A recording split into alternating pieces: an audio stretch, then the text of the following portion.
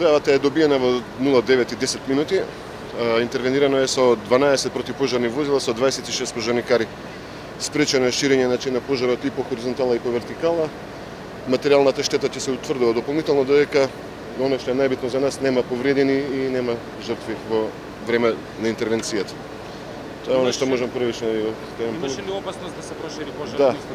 Да, имаше, кој што веќе беше избиен со нашето доаѓање, затечен е во распламтена фаза, беше избиен надвор од прозорците и принесен на кровот, преку кровот постоеше можно да се прошири и по останатите делови од објектот.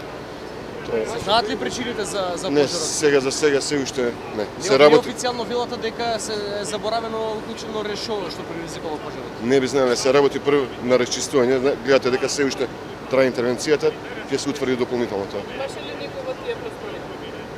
Не затекнеме никого. Времено беа евакуирани вработените и студентите, така да се избегнаа тие работи да дојде до несакани повредувања, односно задушување со чад.